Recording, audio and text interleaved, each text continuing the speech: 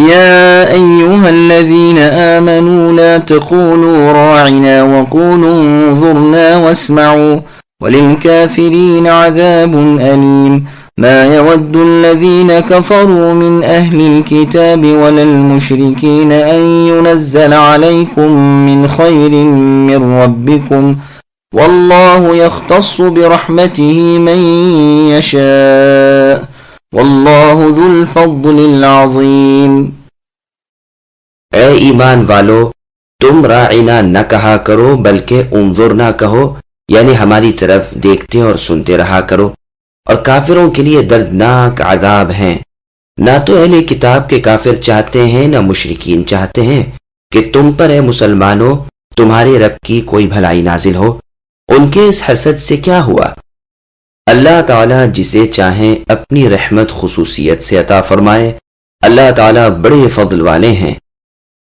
سامعین، اب اس کی تفصیل سماعت کیجیے، غیر مسلموں کی مشابہت اختیار کرنا کیسا ہے۔ اس آیت میں اللہ تعالیٰ اپنے مؤمن بندوں کو کافروں کی بول چال اور ان کے کاموں کی مشابہت سے روک رہے ہیں۔ یہودی بعض الفاظ زبان دبا کر بولتے تھے اور مطلب برا لیتے تھے۔ جب انہیں یہ کہنا ہوتا کہ ہماری سنیے تو کہتے تھے راعنا، اور مراد اس سے رعونت اور سرکشی لیتے تھے، جیسے اور جگہ اللہ تعالیٰ کا بیان ہے من الذین ہادوا الآیہ، یعنی یہودیوں میں ایسے لوگ بھی ہیں جو باتوں کو اصلیت سے ہٹا دیتے ہیں اور کہتے ہیں ہم سنتے ہیں لیکن مانتے نہیں، اپنی زبانوں کو موڑ توڑ کر دین میں تانا زنی کے لیے راعنا کہتے ہیں۔ اگر یہ کہتے کہ ہم نے سنا اور مانا، ہماری بات سنیے اور ہماری طرف توجہ کیجیے، تو یہ ان کے لیے بہتر اور مناسب ہوتا، لیکن ان کے کفر کی وجہ سے اللہ نے انہیں اپنی رحمت سے دور کر دیا ہے۔ ان میں ایمان بہت ہی کم ہے۔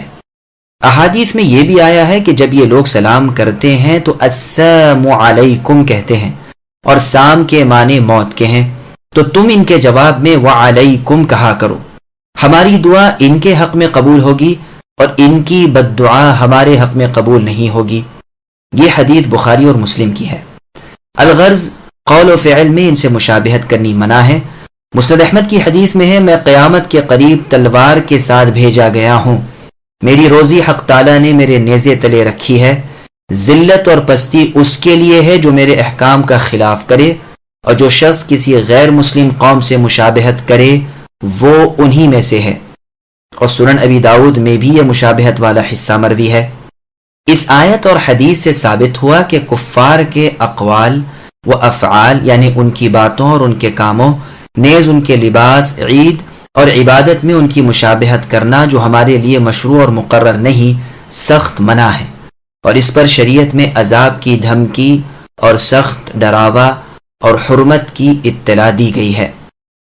ابن مسعود رضی اللہ عنہ فرماتے ہیں کہ جب تم قرآن کریم میں یا ایھا الذین آمنوا سنو تو کان لگا دو اور دل سے متوجہ ہو جایا کرو، کیونکہ یا تو کسی برائی سے ممانعت ہوگی، یعنی کسی برے کام سے روکا جائے گا، یا کسی نیکی کا حکم ہوگا۔ خیثمہ رضی اللہ عنہ فرماتے ہیں تورات میں بنی اسرائیل کو خطاب کرتے ہوئے اللہ تعالیٰ نے یا ایھا المساکین فرمایا ہے، لیکن امت محمدیہ صلی اللہ علیہ وسلم کو یا ایھا الذین آمنوا کے معزز یعنی باعزت خطاب سے سرفراز فرمایا ہے۔ رائنا کے معنی ہماری طرف کان لگانے کے ہیں، جیسے عاطنا۔ مجاہد رحمہ اللہ فرماتے ہیں اس کے معنی مخالفت کے ہیں، یعنی خلاف نہ کہا کرو۔ ان سے یہ بھی مروی ہے کہ مطلب یہ ہے کہ آپ ہماری سنیے اور ہم آپ کی۔ انصار نے بھی یہی لفظ رسول اللہ صلی اللہ علیہ وسلم کے سامنے کہنا شروع کر دیا تھا، جس سے قرآن کریم نے انہیں روک دیا۔